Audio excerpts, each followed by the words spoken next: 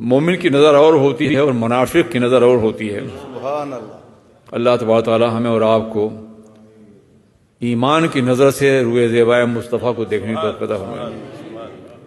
اب میں اس عظیم نعت خواں اور مداح رسول اور اندلیب گلشن رسالت کو زحمت کلام دینے جا رہا ہوں، جن کا شہرہ پوری دنیا میں ہے۔ کچھ لوگ یوں ہی گھر بیٹھے بیٹھے عالمگیر بن جاتے ہیں، لیکن وہ واقعی ہیں۔ میں نے انہیں یہاں بھی دیکھا، افریقہ میں دیکھا، دنیا بھر کے مختلف ملکوں میں دیکھا میں نے۔ جانتے ہیں یہ سب برکتیں کیوں ہیں؟ نعت خواں ان سے پہلے بھی رہے اور پاکستان میں نعت کی روایت پرانی ہے، لیکن جس ذات نے اپنی نعت کے ذریعے سے امام اہل سنت کا تعارف کرایا ہے، ان کے عشق رسول کی دولت بانٹی ہے اور محبت رسول کو دلوں میں اتارا ہے، وہ حضرت کی ذات ہے۔ امام اہل سنت کا کلام بعض وقت اتنا مشکل ہوتا ہے کہ بہت سے نعت خواں اس عظیم پتھر کو چوم کے چھوڑ دیتے ہیں، لیکن ان کا کلام ان کی کمال یہ ہے کہ کوئی بھی ہو نعت، کتنی ہی مشکل کیوں نہ ہو، کتنی ہی مشکل زمین کیوں نہ ہو، قوافی اور ردیف کی دشواریاں کیوں نہ ہوں، مگر یہ اسی خوبی کے ساتھ پڑھتے ہیں، اور ان کے ترنم کمال یہ ہے کہ وہ دلوں میں اتر بھی جاتی ہیں۔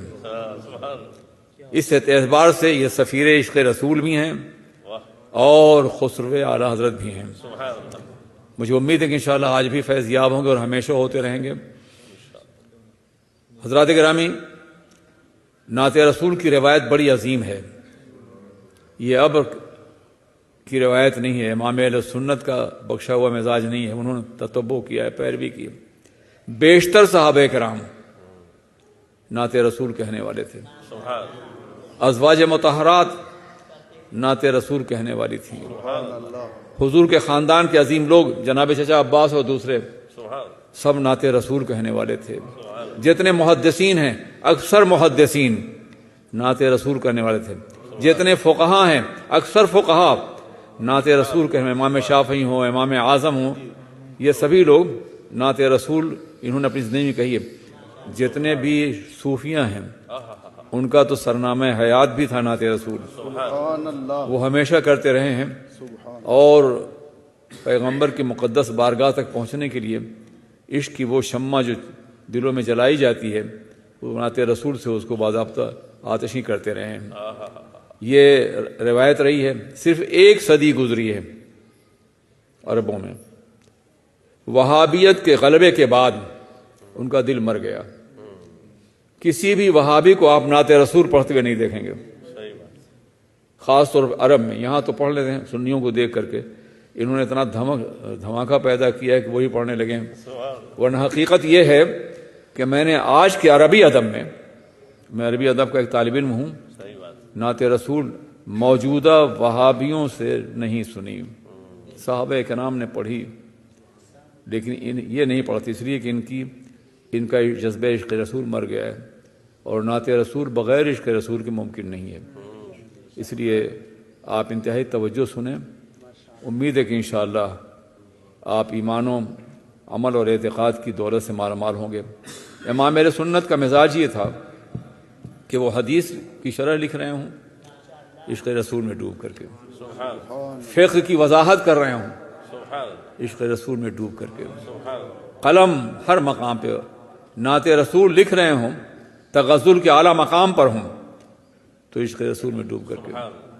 بہت سی نعتیں غزل کا اعلیٰ ترین معیار ہیں، سمجھا آپ نے، بہت عظیم نعتیں ہیں وہ، لیکن کہیں بھی عشق رسول کے پیغام اور میسج سے الگ نظر نہیں آتی ہیں۔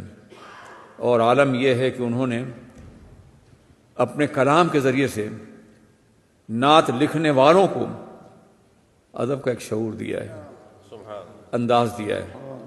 وقت نہیں ہے، یہ بڑا اہم موضوع ہے، انشاءاللہ کبھی میں گفتگو کروں گا۔ عالم یہ ذرا سوچئے کہ ایک بہت مشہور شعر ہے کسی پرانے استاد شاعر کا، یوں ہے درخت حضرت والا کے سامنے، روضہ رسول کے باب میں، یوں ہے درخت حضرت والا کے سامنے، مجنوں کھڑے ہیں خیمہ لیلا کے سامنے۔ تڑپ اٹھے اعلیٰ حضرت، ظالم رسول پاک کی قبر کو خیمہ لیلا کہہ رہا ہے، صرف تغزل کی بنیاد پہ، اور دیوانوں کو مجنوں کہہ رہا ہے۔ تم نہیں جانتے ہو، میں کہتا ہوں۔ یوں ہے درخت حضرت والا کے سامنے، یوں ہے درخت حضرت والا کے سامنے، قدسی کھڑے ہیں عرش معلیٰ کے سامنے۔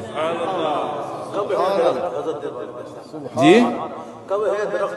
والا کے سامنے قدسی کھڑے ہیں عرش معلیٰ کے سامنے۔ مفہوم کو نعت کی عرش معلیٰ تک پہنچا دیا انہوں نے۔ اب تشریف لا رہے ہیں انشاءاللہ آپ کی سماعتوں کو نوازنے کے لیے۔